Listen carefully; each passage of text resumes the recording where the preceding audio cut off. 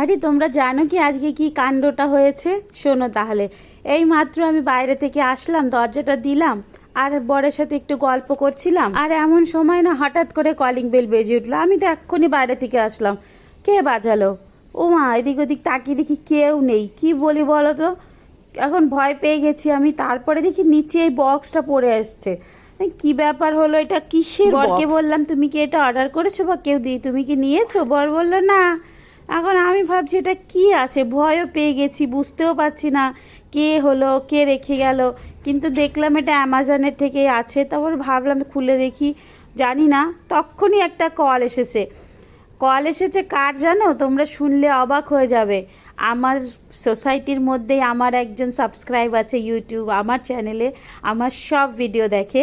সে আমাকে ফোন করে বলল যে আমি তোমার ভিডিও দেখি, আমি অনেক দেখেছি, তুমি লিপস্টিক খুব ভালোবাসো আর এইরকম কালারের ভালোবাসো, আমি তোমার জন্য পাঠিয়েছি।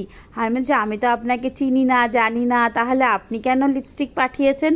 বলে না, তুমি আমাকে চেনো না কিন্তু আমি তোমাকে চিনি, তাই আমি পাঠিয়ে দিলাম। আমি তো দিলে তুমি নেবে না, তাই জন্য আমি তোমার দরজার সামনে রেখে গেলাম।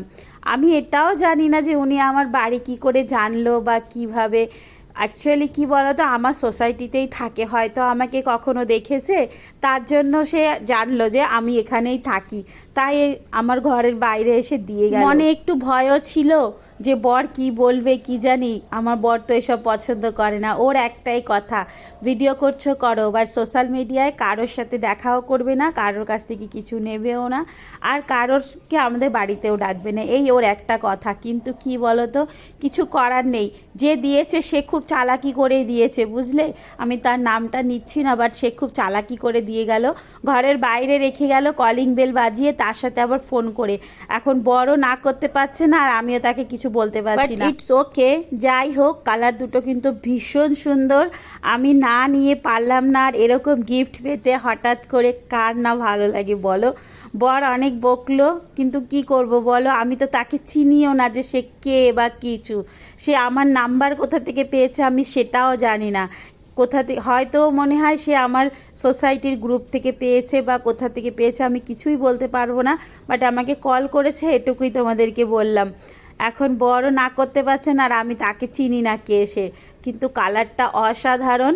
দাঁড়াও, একটা তো দেখালাম, আর একটা তোমাদেরকে দেখাই। দেখো, সত্যি কালার দুটো অসাধারণ। তাই আমার মনটা একটু খুশি হচ্ছিল, এরকম যদি হঠাৎ করে কেউ অচেনা মানুষ গিফট দিয়ে যায় বলো, কত ভালো লাগে। কেউ তো এমনি গিফট দিতে চায় না, চেনা মানুষই, আর অচেনা মানুষ গিফট দিয়েছে, তাহলে তো আরও ভালো লাগবে বলো। দাঁড়াও, যে আমাকে গিফটটা দিয়েছে তাকে একটা ফোন করে থ্যাংক ইউ বলি। তার মধ্যে বর একটু রেগেই আছে, ও এসব পছন্দ করে না, কেউ কিছু দিল সেগুলো নেওয়াও পছন্দ করে না।